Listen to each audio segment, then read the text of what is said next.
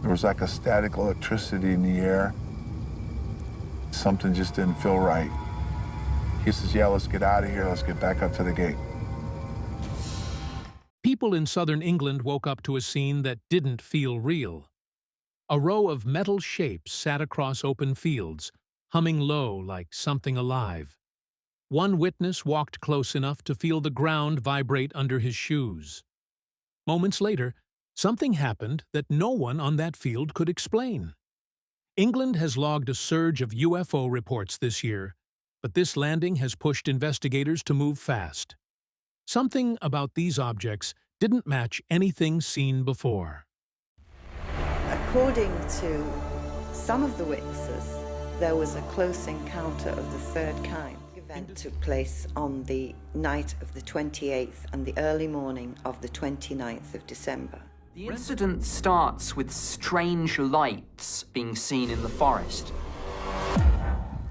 Rendlesham Forest, UFO. In the early hours of the 26th of December, 1980, a pair of United States Air Force security patrolmen at RAF Woodbridge in Suffolk detected unusual red and blue lights descending into the woods of Rendlesham Forest.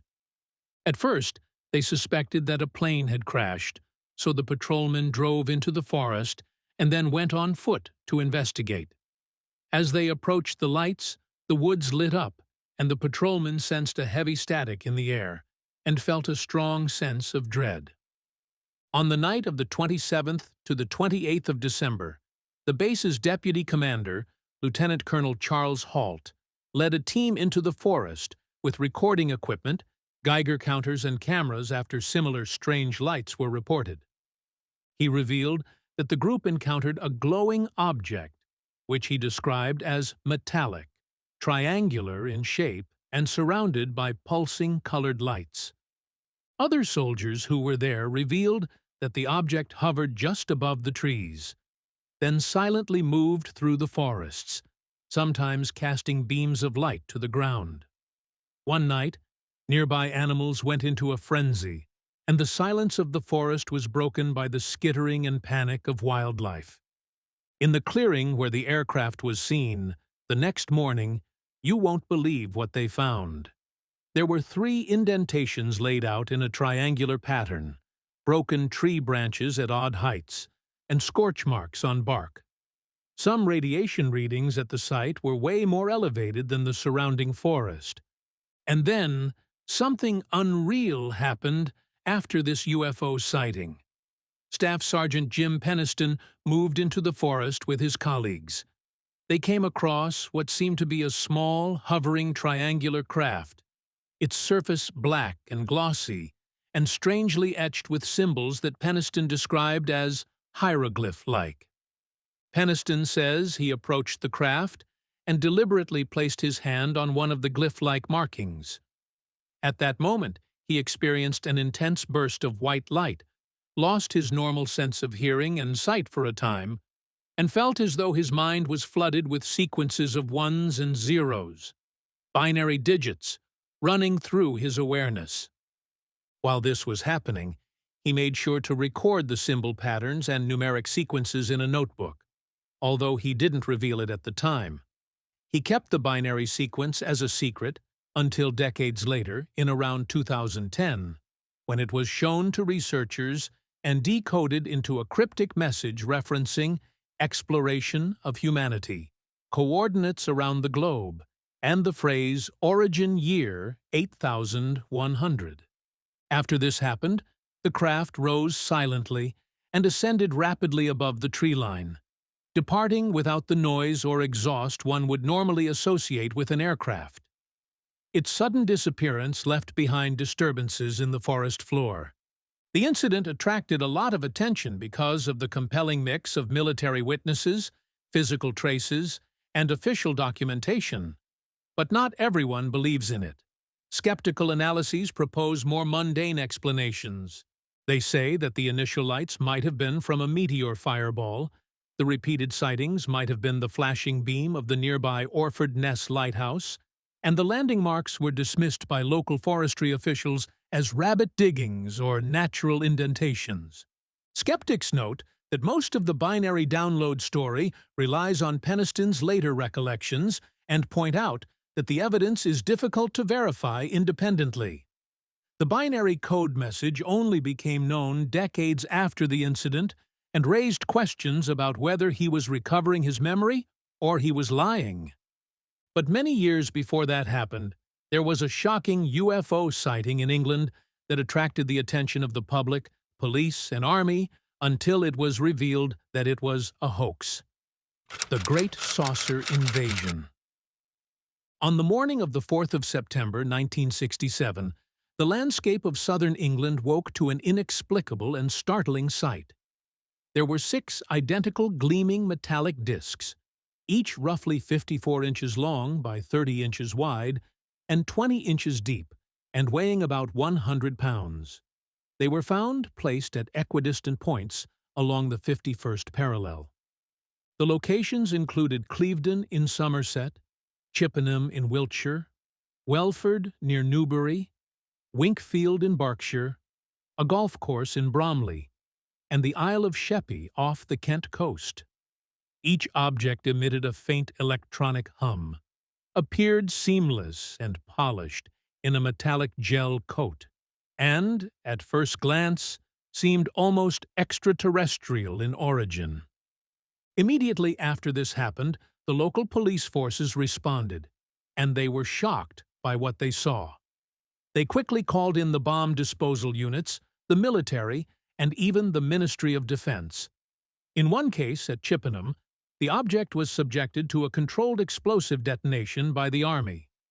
At the Isle of Sheppey site, an RAF helicopter was dispatched only for the craft to prove too heavy and unwieldy, and, as it was lifted, it burst open, unleashing a foul-smelling grayish slime onto those handling it. Scientists from arms and weapons agencies investigated other discs, including the one sent to the Guided Weapons Division and another to the Atomic Weapons Establishment at Aldermaston for analysis. Media coverage exploded, describing Britain as under the threat of the Great Saucer Invasion. This ignited national panic and public imagination, as many people saw alien spacecraft scattered across the countryside. But not all UFO sightings come with convincing evidence, and this was later revealed to be a carefully orchestrated hoax.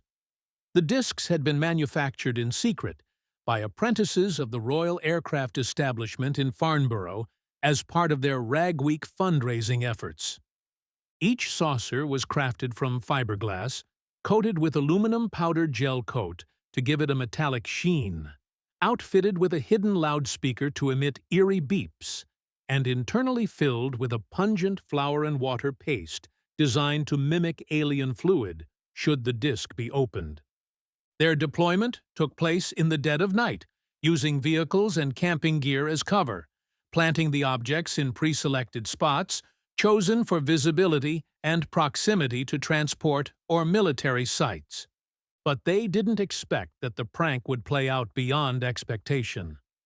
After all, 5 police forces across southern England, the Army, the RAF, and the Ministry of Defense were scrambling to process what they thought was an unprecedented incursion. By the very end of the day, the hoaxers stepped forward and admitted responsibility, and the saucers were revealed to be the work of British engineering students, not extraterrestrial visitors. As the Ministry of Defense later described, it was an obviously very successful practical joke. Strange alien crafts have been spotted in different places that are definitely not a hoax, especially when they're in the sky, like the alien craft in Canada. Alien craft in Canada. Footage online has sparked intense curiosity among ufologists, especially because it records a strange object that looks like it doesn't belong on Earth. You can see a distant saucer gliding above a quiet, open field.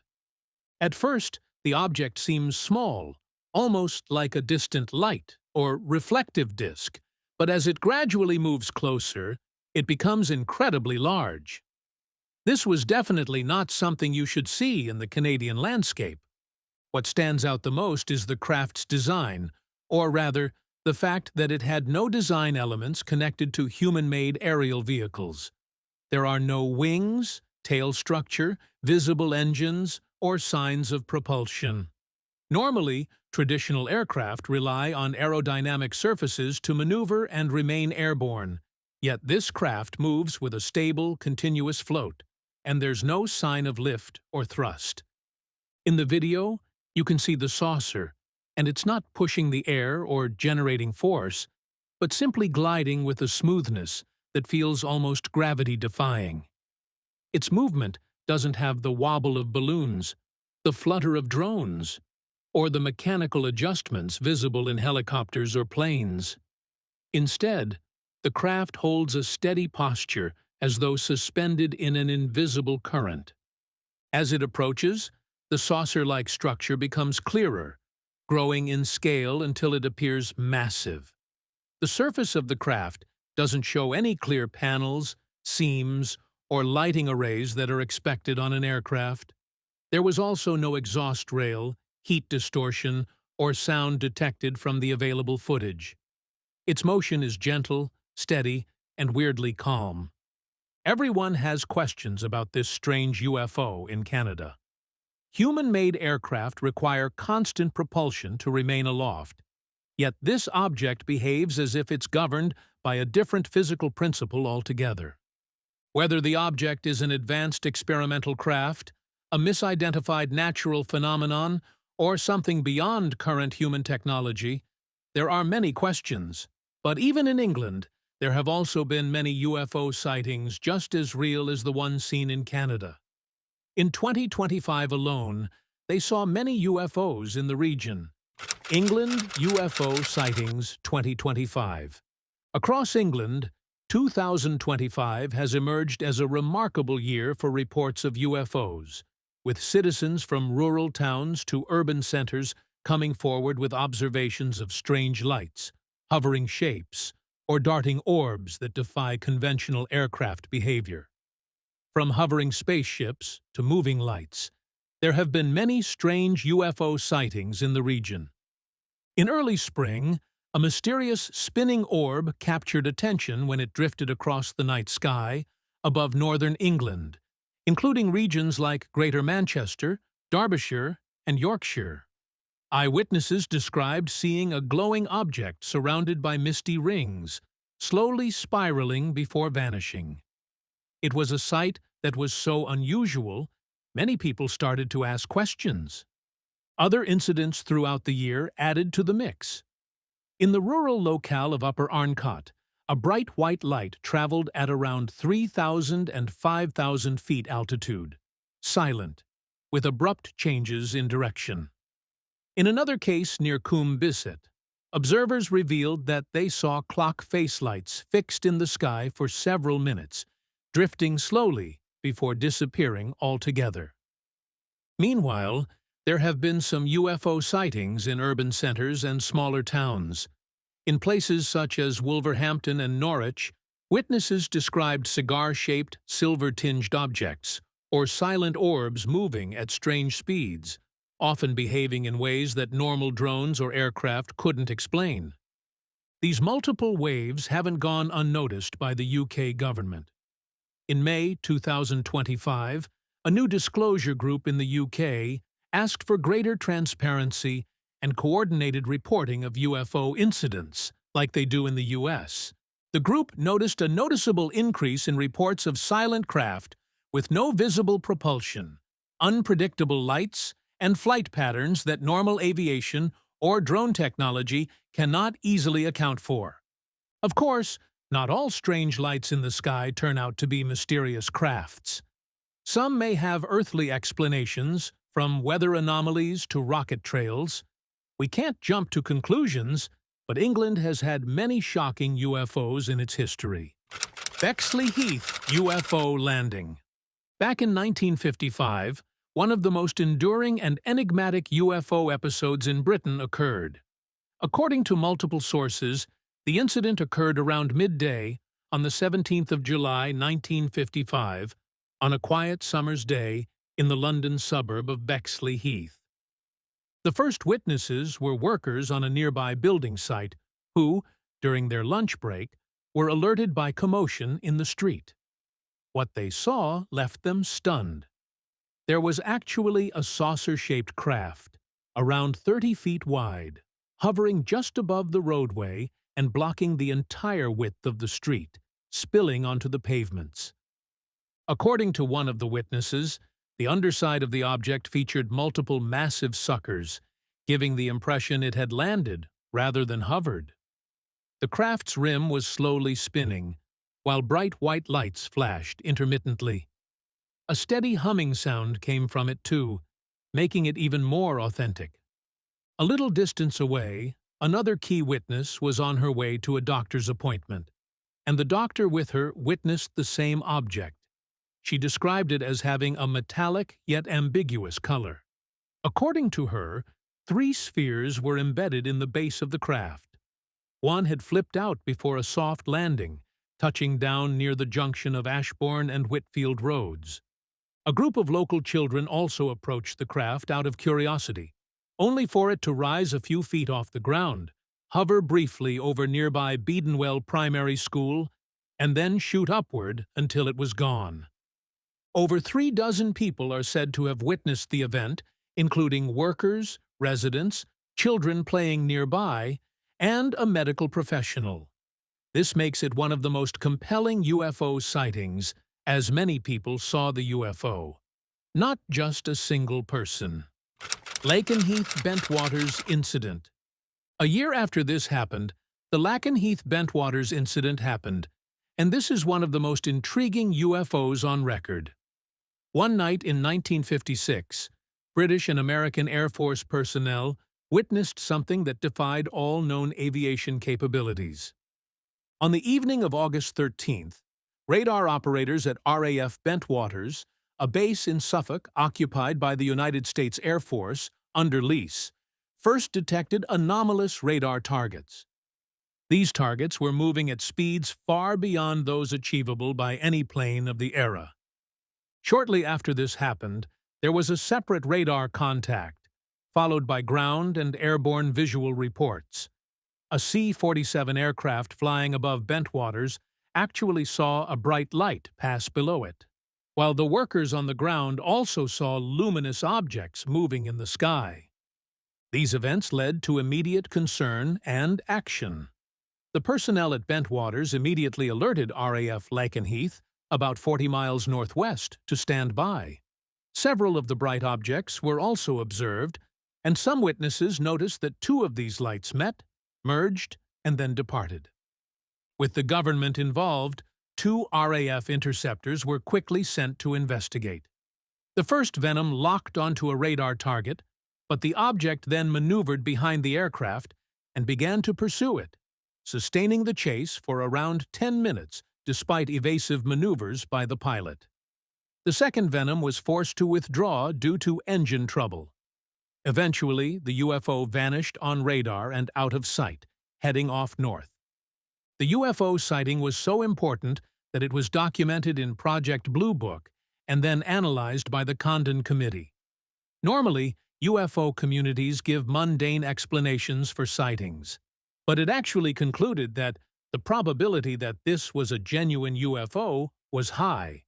But skeptics don't believe it, and they say it might be misidentified meteors, especially after the Perseid meteor shower, false returns, and atmospheric anomalies. Ilkley Moor UFO Incident. Aside from UFO sightings and landings, England also has its fair share of alien abductions.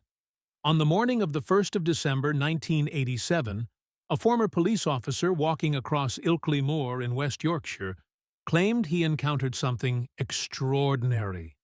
The man, using the pseudonym Philip Spencer, said that while traversing the mist-shrouded moor with a camera and compass, he spotted a small humanoid figure standing ahead on a hill. The being, described as around 4 feet tall with long limbs and an oversized head, drew Spencer's attention. He snapped a photograph just as the creature made a gesture, which Spencer later interpreted as a warning to stay away, before it bolted off toward a hollow in the terrain. Spencer claimed he followed the being but soon lost sight of it. As he crested a rise, he witnessed a craft emerge, which he described as a domed, saucer-like object, rising silently from the moor and vanishing into the sky. Fearful and shaken, he continued on to his destination, only to later realize that around 2 hours had passed unaccounted for. His compass, which earlier had functioned normally, was now behaving erratically, pointing in the opposite direction. When the film from Spencer's camera was developed, one of the photographs appeared to show a humanoid figure, a small creature standing upright near the moorland track. Though the image was grainy and lacked crisp detail, analysts, including experts at a photographic laboratory and a UFO photo specialist, reportedly found no evidence of manipulation, and some commented that the figure bore no resemblance to known local wildlife. Interestingly, under hypnotic regression conducted some months later, Spencer's recollection of the events changed. Rather than just a fleeting glimpse, he described being paralyzed, levitated a few feet off the ground, and then escorted into the craft, where strange, thin beings performed what he perceived as an examination. He remembered eerie visions shown to him aboard the craft, scenes of environmental devastation and nuclear war, as though the beings were warning him about humanity's destructive path.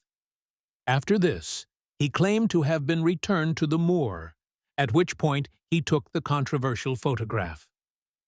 Ever since they filmed a UFO that landed in England, it has attracted widespread attention for those who are looking into the case in this region. Do you think this is an authentic case, or just another hoax? Let us know your thoughts in the comments. So, thanks for watching this video, and we will see you in the next one.